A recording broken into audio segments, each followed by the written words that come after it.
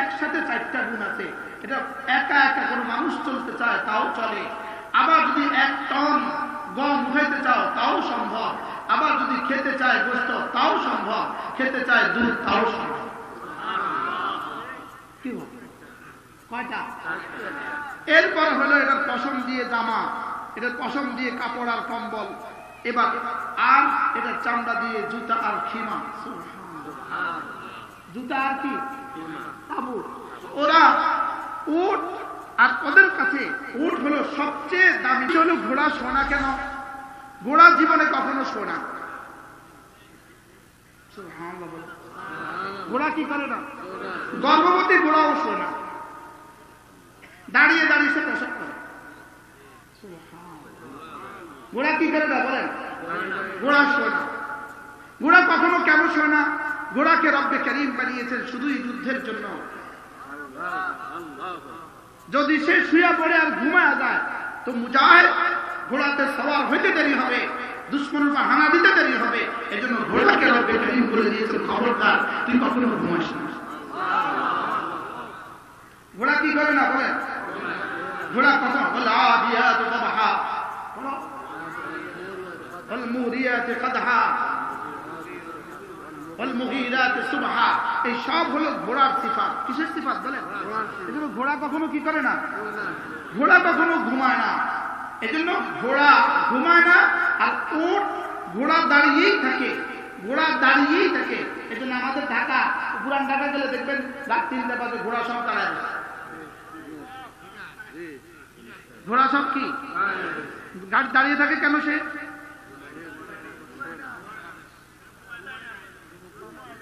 অনুমতি নাই। সুবহানাল্লাহ। এটা রব তার জন্য দাঁড়া শোয়াকে হারাম করে দিয়েছে। অন্যদিকে আল্লাহ তাআলা উট একটা প্রাণী, তার সারা দুনিয়ার সমস্ত মাখলুকের সমস্ত প্রাণীর পায়ে ভাঁজ একটা, আমাদের পায়ে ভাঁজ 2টা, এখানে একটা, এখানে একটা, টাকনুতে একটা, হাঁটুতে একটা, টাকনুতে একটা। ঘোড়ার ভাঁজ 2টা, গরুর ভাঁজ 2টা, মহিষের ভাঁজ 2টা, ওটের ভাঁজ 3টা। ওটের ভাঁজ কয়টা? 3টা। দেখেন না ওটের ভাঁজ কয়টা? 3টা। ওটের হাঁটু 2টা। ওটের হাঁটু কয়টা? 2টা। বলে কেন ওটের হাঁটু 2টা? ওটের হাঁটু যদি একটা হইতো এত বড় প্রাণী বসতে কষ্ট পাইতো। এই জন্য আল্লাহ পাক তাকে কি করে দিছে বলেন? হাঁটু 2টা বানায়। উট এমন এক প্রাণী যেটা একদিকে মারকাব, একদিকে মাহমাল, একদিকে মাতাআম, একদিকে মাশরাব, একদিকে নিজে আরোহণ করতে পারবা, 2 নাম্বার নিজে এটার উপরে টনে টনে বোঝা উঠাইতে পারবা। ইন্ডিয়া রাজস্থান 1 গ্রাম থেকে 1 গ্রাম, 1 শহর থেকে 1 শহরের জন্য গেল্লা, গেল্লা মানে গম, গেল্লা মানে কি?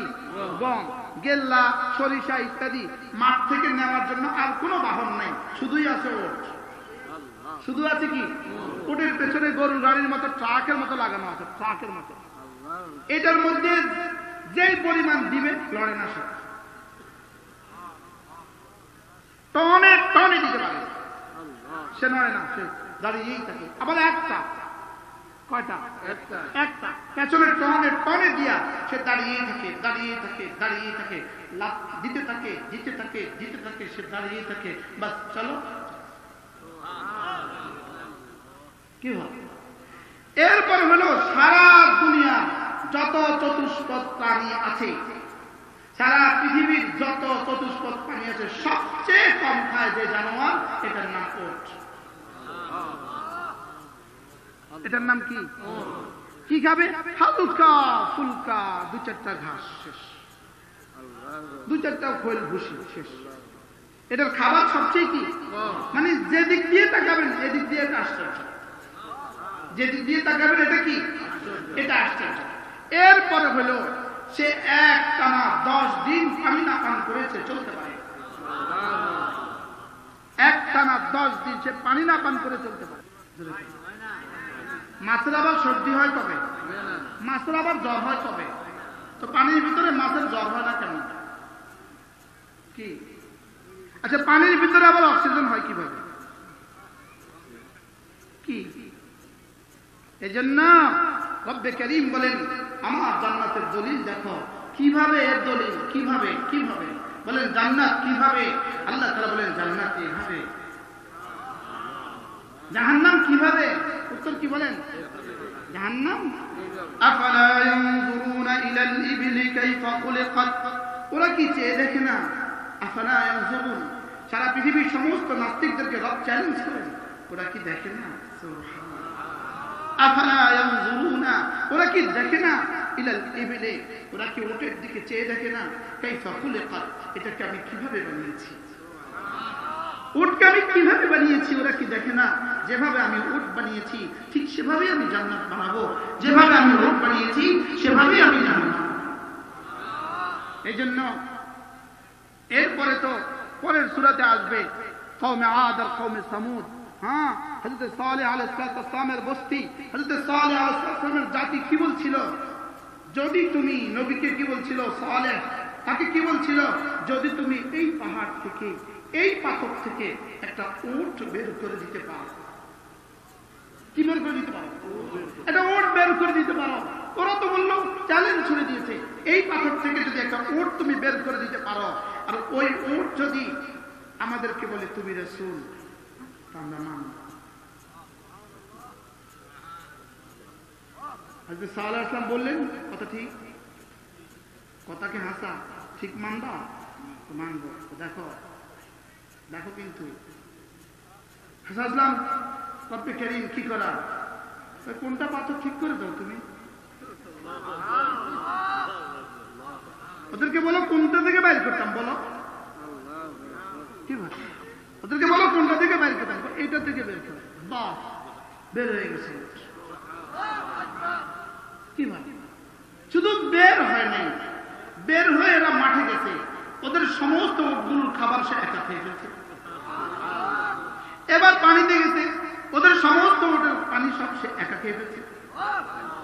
লেকিন এই কওম বড় সার্কাস কওম, এই কওম ওই উটের পাকে দিচ্ছে, পা খারাপ না, ওই কওমটা ওই উটের পাকে দিচ্ছে। তো আল্লাহ তাআলার আযাবে পুরো কওম শেষ হয়ে গেছে। এই জন্য আল্লাহর সাথে চ্যালেঞ্জ করা যায় না, কুদরতের সাথে চ্যালেঞ্জ করা যায় না। এই জন্য দেখেন বাংলাদেশে যারা চ্যালেঞ্জ করে, রবের সাথে বারবার বারবার চ্যালেঞ্জ করে, যেই চ্যালেঞ্জ করে দেখতে দেখতে দেখে যায় তার উইকেট পড়ে যায়। বলেন না, তার কি পড়ে যায়? বলেন, তার উইকেট পড়ে যায়, বালিশ ছাড়া শোয়া দেয়। বালিশ ছাড়া কি তার বালিশ ছাড়া শোয়া দেয়। আর স্পষ্ট করলাম না, কি বুঝেন না? তারা বালিশ ছাড়া কি দেয়? শোয়া দেয়। আর তখন যেন রব যেন চ্যালেঞ্জ করে, তোর ফেসবুক এখন কোথায়? ওরা মনে করছে ওদের ফেসবুকে ওদের জীবনের ঠিকানা। কি বলে? ফেসবুকে 2-4 লক্ষ 2-4 কোটি মানুষ, 2-4 কোটি বেঈমান লাইক দিয়ে দিচ্ছে, সে খুশি হয়ে গেছে। কি বলেন? আর শেষ তো কি পড়ে? বালিশ ছাড়া কি দেয়? বলে মনে হয় যদি 2-1 বার হুজুরের নাম না বলি তো এই তাফসীরের সাথে আমার কি হবে, এই মাহফিলের সাথে আমার বেইনসাফি হবে, ঠিক না? আল্লাহ হুজুরের কবরকে জান্নাতের টুকরো বানিয়ে দেন। হযরত মাওলানা হাবিবুল্লাহ মির্জা রাহমাতুল্লাহ বলতেন, আমাদের জন্ম কোরআন মতে, আমার জন্ম কোরআন মতে। হুজুর বলতেন কোন দলীয় কি বলে দলীয় সংবিধান মতে আমার জন্ম হয় নাই, আমার জন্ম কোরআন মতে, আমার মৃত্যু কোরআন মতে। তাইলে বোঝা গেছে আমার সামনেটাও কোরআন মতে যা বলেছে সেটাই হবে, আর মধ্যবর্তী কোরআন মতে যা বলেছে সেটাই করা হবে। কি হয়? জন্ম কি মতে বলেন? এই কথাটা হুজুরের বয়ানের প্রায় প্রতি বয়ানই ছিল। ছিল কি ছিল না? প্রায় প্রতি বয়ানে হুজুর কথা বলতেন যে আমার জন্ম কোরআন মতে, আমার মৃত্যু কোরআন মতে, অতএব আমার সামনেরটাও হবে কোরআন মতে, আমার মধ্যবর্তী জীবনও হবে কোরআন মতে। কি হয়? জান্নাত আর জাহান্নামের জন্য আল্লাহ তাআলা এখন কোন প্রশ্নের উত্তর দিচ্ছেন বলেন? তো সবাই বলেন কিভাবে? বলেন আবার বলেন জান্নাত কিভাবে দিবে? এই মুহূর্তে জান্নাত কোথায়? প্রশ্ন, এই মুহূর্তে জান্নাত কোথায়? আপনার বিয়ের আগে আপনার ছেলেটা যেখানে ছিল এই মুহূর্তে জান্নাত সেখানে আছে। বলেন কি বলছি? বলেন আমার জন্মের আগে আমি যেখানে ছিলাম এই মুহূর্তে জান্নাত সেখানে আছে। এবার আপনি বলেন আপনার জন্মের আগে আপনি কোথায় ছিলেন? এই প্রশ্নের উত্তর, এই প্রশ্নের এবার বিজ্ঞানকে বলেন, বিজ্ঞানী মহোদয় আপনার জন্মের আগে আপনি কোথায় ছিলেন? বিজ্ঞানী এই প্রশ্নের উত্তরে হয়ে যাবে অজ্ঞান।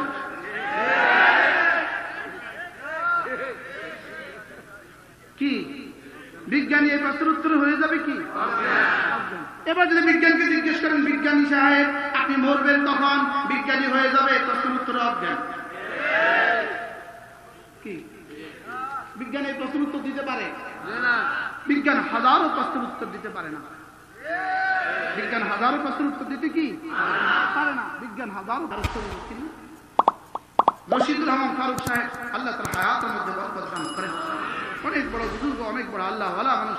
তিনি অনেক সুন্দর করে বলেন, হুজুর যেখানেই বয়ান করবেন, হুজুর যেখানেই বয়ান করবেন সেখানেই হুজুর এই তিন প্রশ্ন বলবেন, কোথায় ছিলে, কোথায় যাবে, কে নিয়ে যাবে।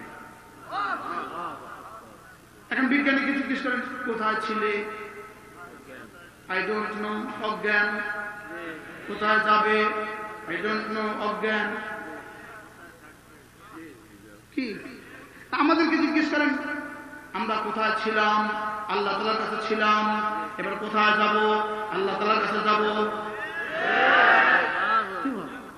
ছিলাম কোথায়, যাব কোথায়, আল্লাহ তাআলার কাছে। তো বলে আমরা মানি না, তো না মানলে মরে দেখো।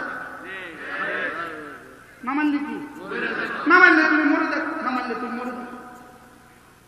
আফালা ইয়ানজুরুনা ইলাল ইবলি কাইফা খুলিকাত, ওরা কি চেয়ে দেখে না উটের দিকে আমি এটাকে কিভাবে বানিয়েছি? আমি উটকে যেভাবে বানাতে পেরেছি এভাবে আমি তোমার জন্য জান্নাত বানাবো, এভাবেই আমি ফিহা আইনুন জারিয়া এভাবেই হবে, ফিহা সুরুরুম মারফুআ এভাবেই হবে, ওয়া আকওয়াবুম মাওদুআ এভাবেই হবে, ওয়া নামারিকু মাসফুফা এভাবেই হবে, ওয়া জারাবিয়্যু মাবসুসা এভাবেই হবে। তোমার জান্নাতের শরীর তৈরি করা হবে তো এভাবেই তৈরি করা হবে, আর মাআযাল্লাহ তোমার জাহান্নামের শরীর তৈরি করা হবে তো এভাবেই তৈরি করা হবে। জাহান্নামীদের শরীর তৈরি করা হবে তো যেভাবে আমি উট বানিয়েছি আমি এভাবেই আবার তৈরি করব। যেভাবে আমি তোমাকে জান্নাতের জন্য বানিয়ে উট বানিয়েছি এভাবেই তোমাকে আমি জান্নাতের জন্য আবার তৈরি করব। বলেন না ইনশাআল্লাহ। এখন প্রশ্ন কিভাবে হবে, ও জান্নাত কিভাবে হবে? এখন তিনি তাসলিমা নাসরিন, ও জান্নাত কিভাবে হবে? এখন তিনি কি নাসরিন বলেন, তাসলিমা নাসরিন, জান্নাত কিভাবে হবে? এখন তিনি অমুক, এখন তিনি অমুক, এখন তিনি ফেসবুকে স্ট্যাটাস দিচ্ছেন, এখন তিনি ব্লগার, এগুলো কিভাবে হবে? তো রব চ্যালেঞ্জ করে বলছেন এগুলো কিভাবে হবে জানো? তুমি যেভাবে বলছো। বলেন তুমি কি, এগুলো কিভাবে হবে? উত্তর দেন। বলেন জাহান্নাম কিভাবে হবে? আর তুমি যেভাবে হয়েছো এভাবে জাহান্নাম হবে। বলে জান্নাত কিভাবে হবে? বলে তুমি যেভাবে হয়েছো এভাবে জান্নাত হবে। বাকি কোরআনে কারীমে এই কথাটার উপরে আল্লাহ তাআলা হাজারো দলাইল পেশ করেছেন। শুধু কিভাবে দলিল দিয়েছেন, হাজারো। কিসের দলিল দিয়েছেন বলেন? কিভাবে দলিল দিয়েছেন, কিভাবে হবে। এজন্য তিনটা প্রশ্ন, বলেন কি, কেন, কিভাবে, বলেন। তো জান্নাত কি এটা বুঝিয়েছে, এবার জান্নাত কেন এটাও বুঝিয়েছে, লিসাইহা রাদিয়া। এবার প্রশ্নের উত্তর কিভাবে, এটার উত্তর এটা। জাহান্নাম কি এটা বুঝিয়েছে, আর জাহান্নাম কেন এটাও বুঝিয়েছে। আমিলাতুন নাসিবা, জাহান্নাম কেন এটাও বুঝিয়েছে, আমিলাতুন নাসিবা। বলে জান্নাত কেন? জান্নাত তোমার ঈমান আমলের সাজা। জাহান্নাম কেন? জান্নাত কুফরিয়ার বেনামাজির সাজা, বেনামাজির সাজা। বলেন জাহান্নাম কেন? কুফরিয়ার বেনামাজির কি সাজা। এখন তাহলে কি বুঝলাম, এবার কেন বুঝলাম, আরে এবার হলো কি কিভাবে। আজকের আলোচ্য বিষয় কি বলেন? কিভাবে মানে জান্নাত কিভাবে বানালেন, জাহান্নাম কিভাবে বানালেন। রব বলেন যে আমি এগুলো যেভাবে বানালাম। বাহ বাহ। দলিলের জন্য মুখতাসার 4 বাক্যে যেন রব্বে কারীম পুরো পৃথিবীকে ঢুকিয়ে দিয়েছেন। আর এই চারটা বাক্য এমন ভাবে নির্বাচিত করেছেন রব্বে কারীম, এই চার দলিল এমন ভাবে পছন্দ করেছেন, এমন ভাবে বাছাই করেছেন চার দলিল। বলে এই চার দলিল আরবরা, কুফারে মক্কা, কুরাইশে মক্কা, মক্কার এই মানুষগুলোর সামনে ওরা যদি চলতো তো ওরা ওটাই চলতো। ওরা উপরে তাকাতো তো আসমান, সামনে তাকাতো তো জমিন, পেছনে তাকাতো তো পাহাড়।